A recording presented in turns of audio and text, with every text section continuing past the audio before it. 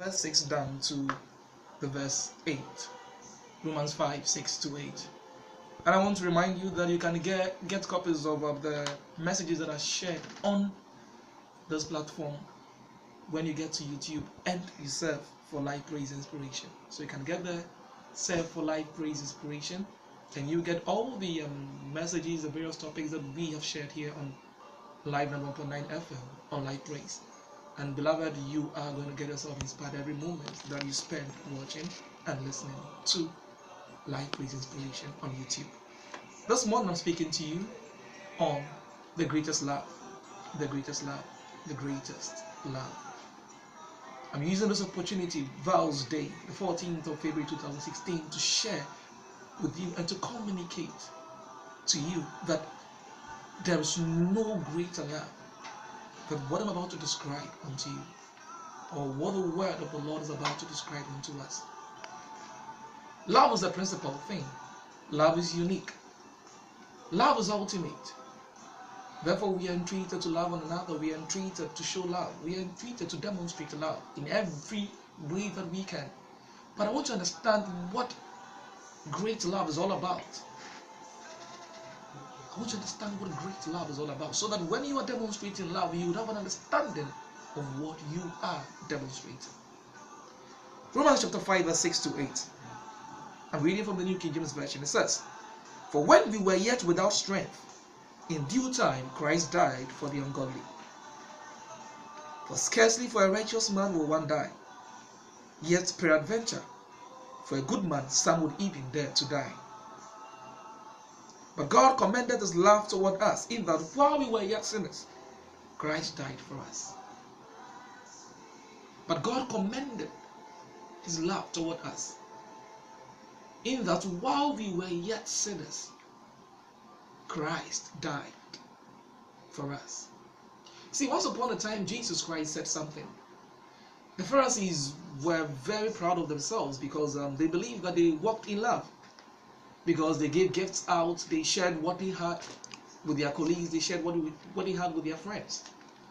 But in the book of Matthew chapter 5, Jesus Christ told them that that is no love. In Matthew 5 verse 40 to 44, Christ gave us a different aspect of love.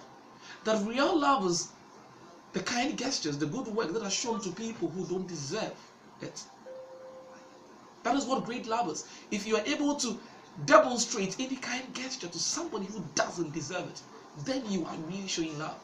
For what good is it to do good to somebody who can do good to you in return? Or what good is it to do good to somebody who has already done you some good?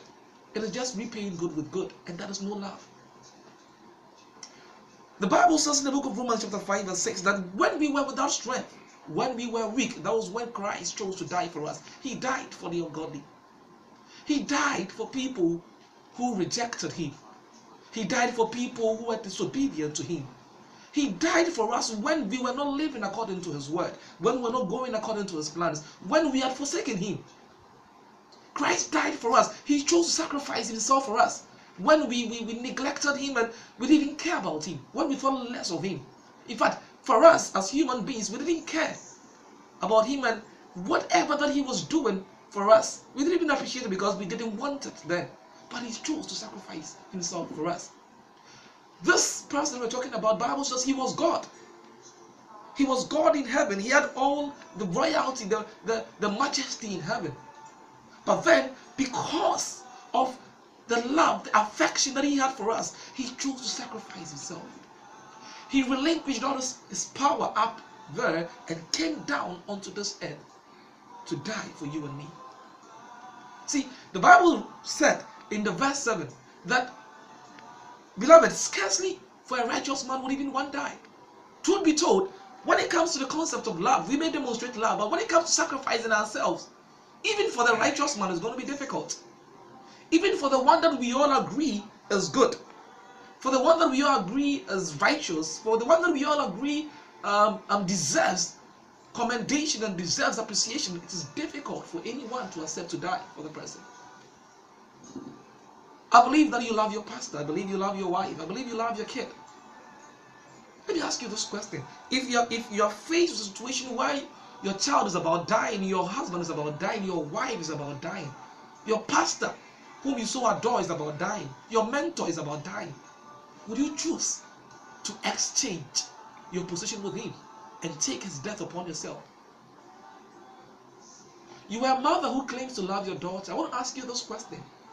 Should the doctor tell you that your child is about dying because his heart is failing, and the only way for the child to survive is to have a heart transplant? Would you be ready to give your heart for your child to die in his or her place?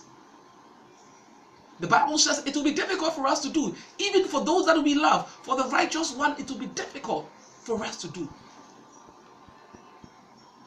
But God commended his love to us when we did not deserve it, when we were hurting him, when we were destroying him. The Bible says he came unto his own received him not. When we received him not, when we were insulting him, when we were neglecting him, when we were dejecting, rejecting him, when we were going against his word every now and then, that was the moment that he chose to sacrifice himself for us.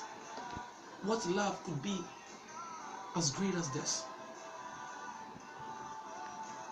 There is one thing that we all wish for the evil one. That is death and disaster. That is why if a thief should steal from you and you catch this thief, you don't spare his life. You beat the thief even to the point of death. You cause his arrest. Why? Because he's inflicted you with pain. Should somebody insult you, the first edge that will come upon you is to do something in return. So let the person feel your pain. We love those who love us and we hate those who hate us. But the Bible says that the story was different with God. It was different with Christ.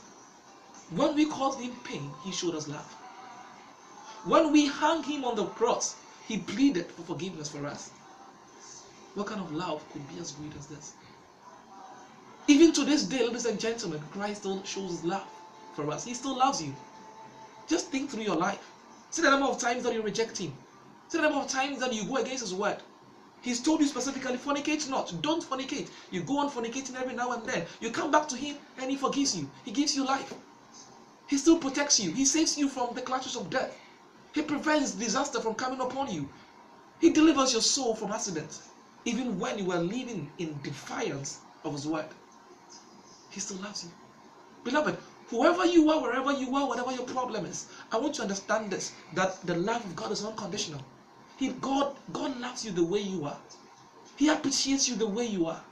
That is why he destroys you not. That is why he still protects you when you are not in conformance with his word.